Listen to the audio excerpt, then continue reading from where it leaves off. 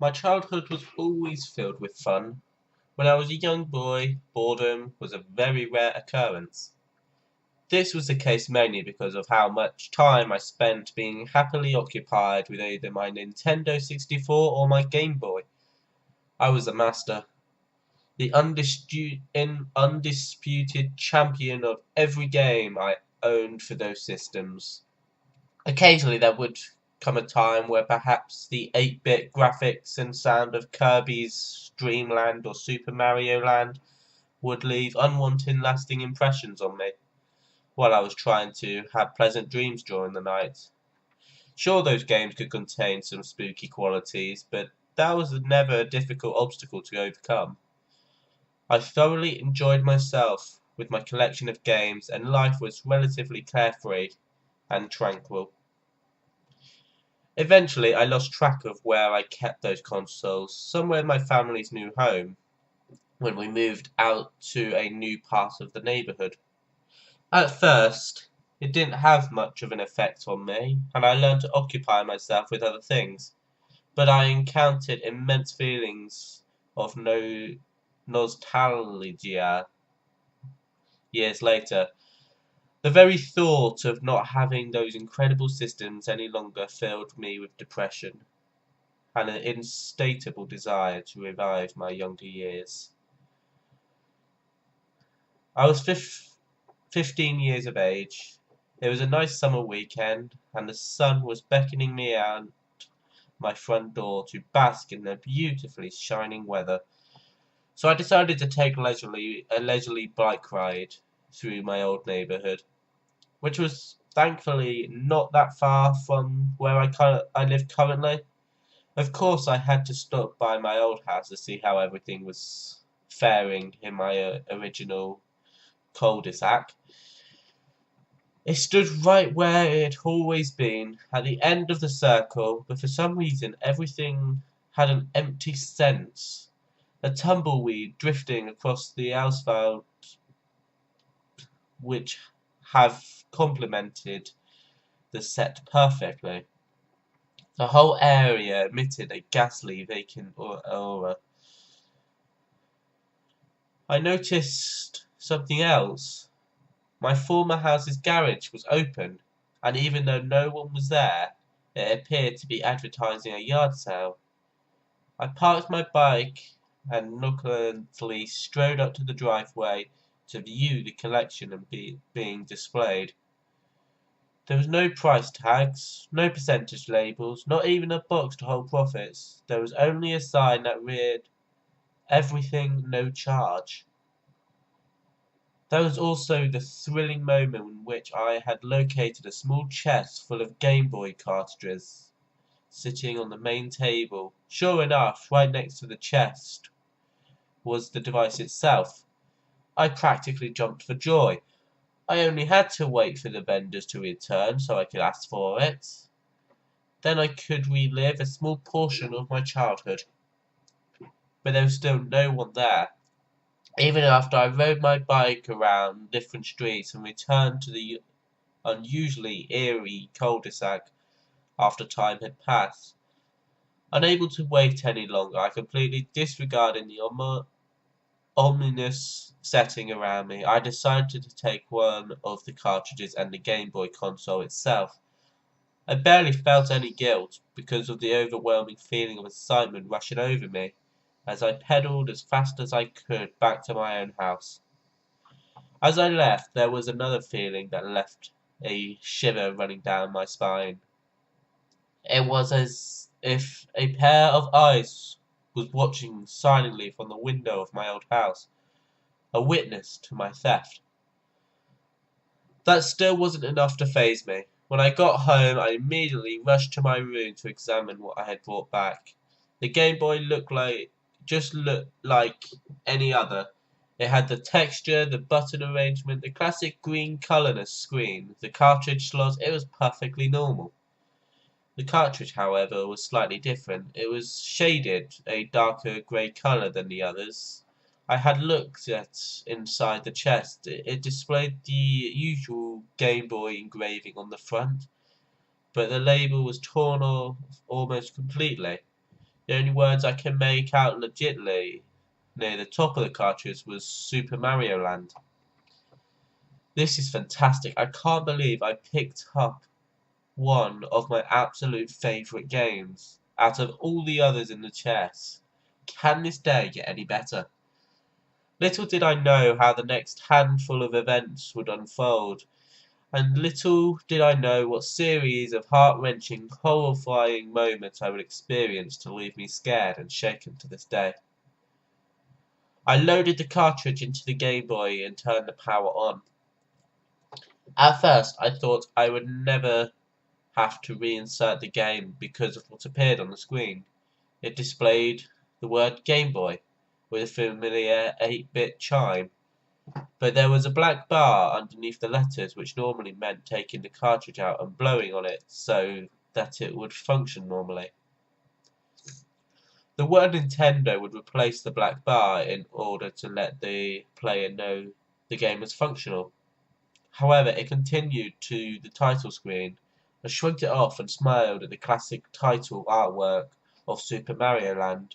With the high score right underneath the text, I stopped myself when my thumb was about to push the start button to notice the staggering high score statistic left by the previous player.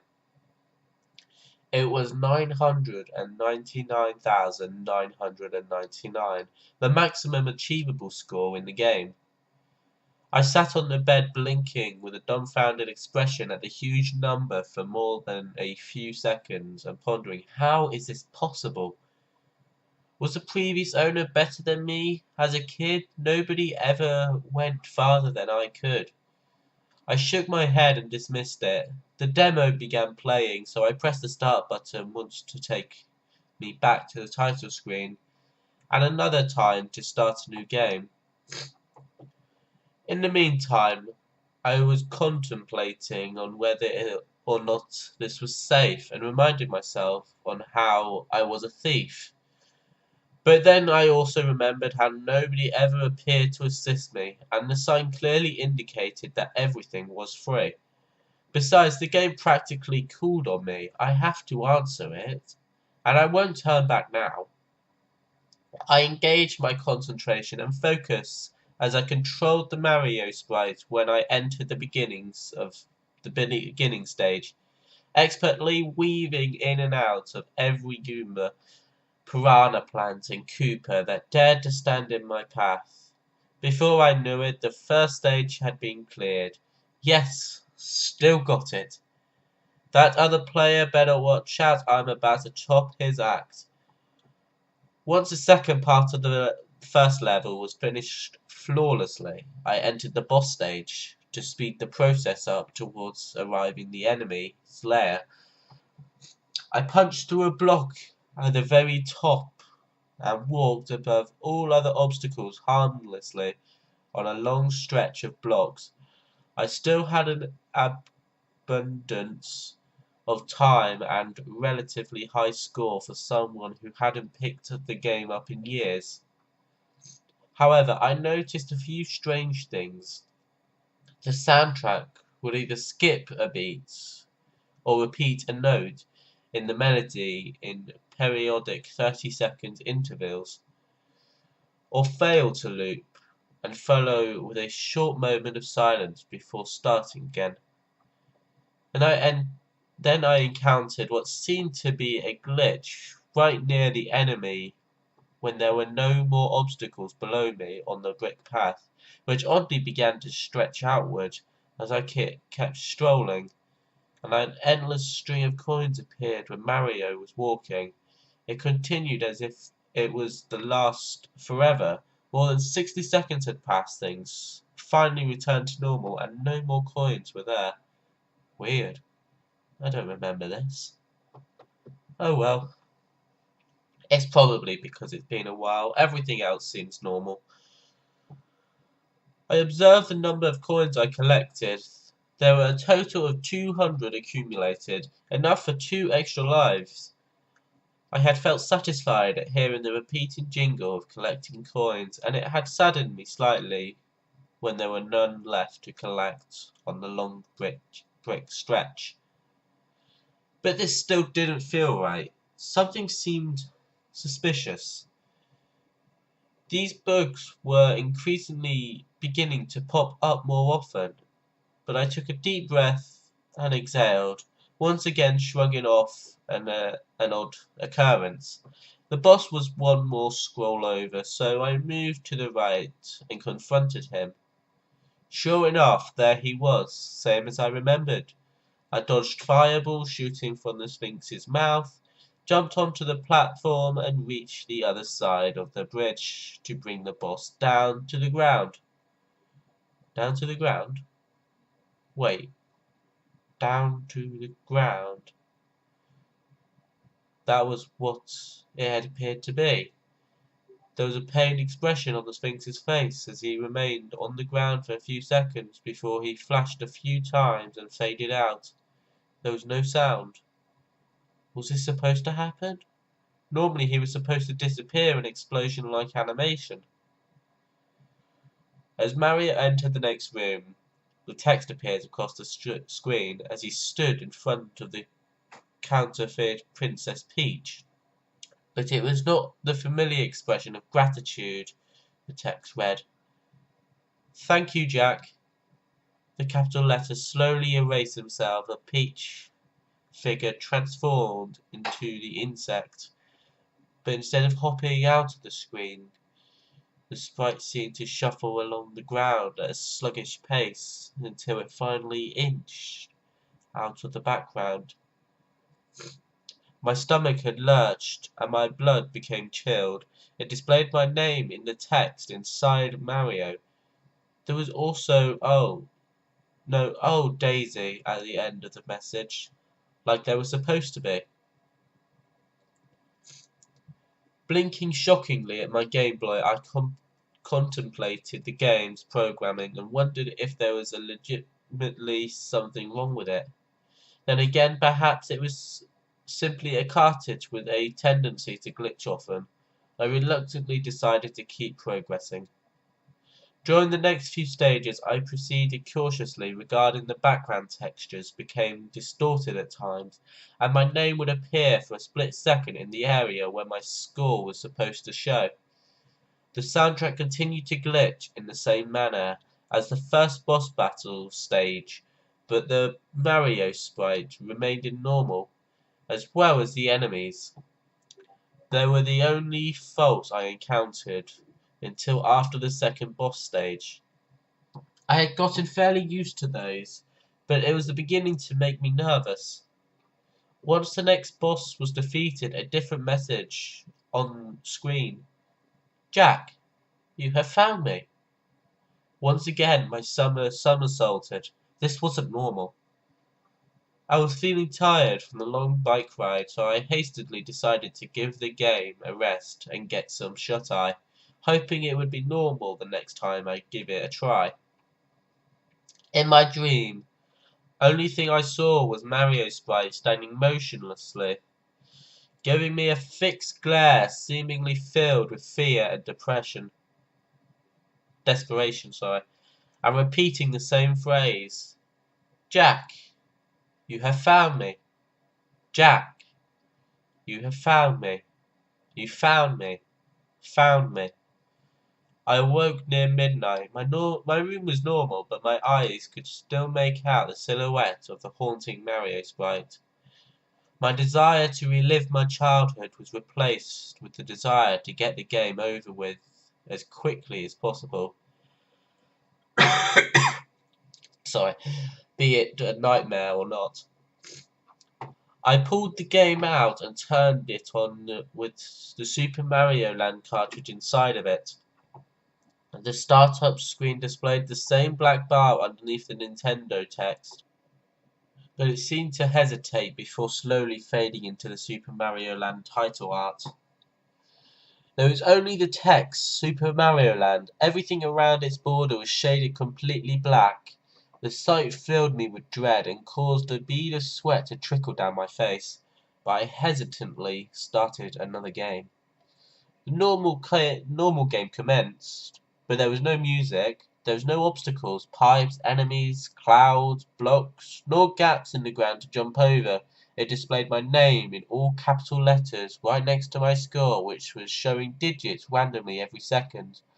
My coin count was 999,000, and there was no time left on the clock yet. The Mario sprite could still move.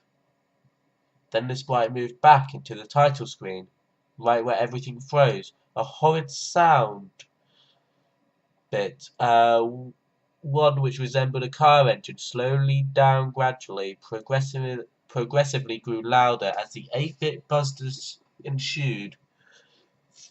Everything on the title screen melted, became shaded, even darker, until nothing was left but a black line at the bottom. What the hell is going on? What's with this thing? My heart pounded rapidly like a timpani, and my pupils shrank in terror as they saw a new shape morph onto the Game Boy. It seemed to form a message similar to the text on the Super Mario Land title screen, but instead it read something quite frightening. Remember me? It flashed in different shades of white and grey, and then the press start text appeared directly underneath it. As my trembling thumb hit the start button, an extremely loud and high-pitched warble echoed from the Game Boy speakers. I flinched and covered one ear. In the next sound, the game did something shocking. The actual programming shifted over, and the game file select screen for Super Mario Land and 2 was being displayed. I rubbed my eyes and looked at the screen again. Sure enough, there was the new Mario sprite slowly sliding through the pipe at the top and onto the pipes at the bottom of the screen, which represented which file number to choose and how much progress was made. I tried pressing the D-pad, shaking violently and breaking out into more sweat, but the sprite would not move. Instead, it turned to look directly at me. A static noise was heard in the background, and it grew louder as the sprite kept staring me down intensely. My heart almost stopped. In the next screen, a sinister bass line was blasting through the speakers. The background was completely black. An image was very slowly fading into view. It was a detailed 8-bit picture of Mario's head, severed from his body and bleeding from the eyes as he gave me a motionless gaze. The speakers seemed to form audible words from the immense static. "Get to the house! Oh Daisy, you must hurry!" I had no idea what I had gotten myself into. I don't know what ridiculous idea went through my mind to take a Game Boy along with a cartridge such as this one, which seemed as if it were trying to talk to me from the game itself. From such a spooky location, I cursed myself for not walking away from it all when I should have. The name which was used in the game, Jack, must have been the name of its previous owner. I shook my head violently and choked back a petrified sob, adamantly denying the fact that the game could have been a satanic lure out of with its sole purpose to kill me. But it was still possible. Fraught with emotions, and with 1,000 things flying through my brain at once, I still tenaciously clung to the idea that the previous owner of this hellish piece of plastic might have coincidentally had the same name as me, and I had found it. It had re-emphasized periodically that I had found it.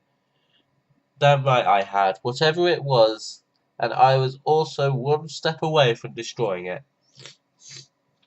But even though I felt I was on the verge of succumbing to a heart attack, I knew I had to get this over with. As soon as I could, I wiped my face with a trembling arm, took a deep breath, and looked at the screen. I once again pressed the start button. Immediately, I was transferred out of the demonic image, the static stopped and was replaced with a new soundtrack. It took me a few moments to recognize it, but it was the graveyard theme to Super Mario Land 2, played in reverse.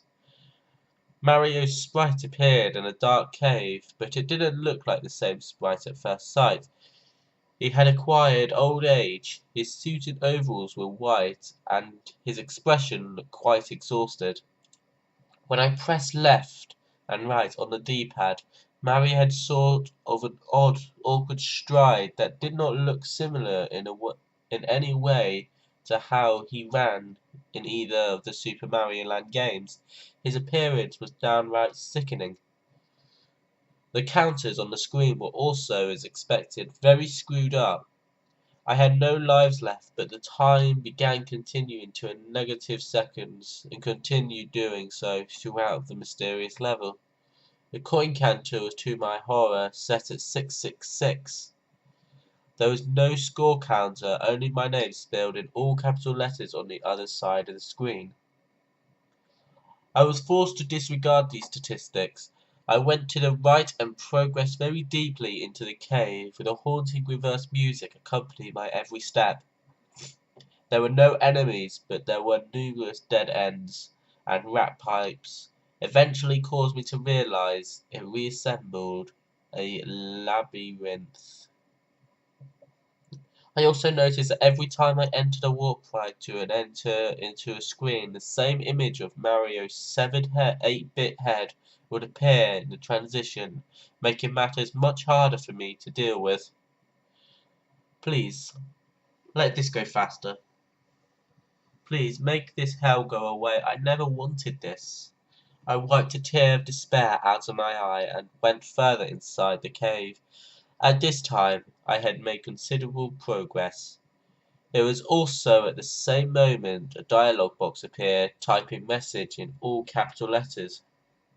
Jack, you don't have much time. I looked at the clock, and it had just reached past -400. I hurried my pace, my heart beating at a furious rate as cold-blooded and adrenaline coursed through my veins. In the meantime, something else began appearing in my path. Giant body bags. Apparently, they were collected in the same manner as the coins in the normal game were collected. It had the same chime and positive flashing once Mario touched it. As difficult as it was for me to keep moving, the more body bags I collected, the more time was added to the counter, making things slightly less stressful for me as I journeyed through the depths of the hellhole. Right before the clock reached -666, I had reached the goal, but Mario walked straight out through the exit without the game clearing soundtrack playing. I had no time to register that as another terrifying glitch as I was thrown into the world map. The same counters as the one in the cave were shown on the screen, and the same reverse theme was playing. As I walked through each part of the map, the oceans were the same black shade.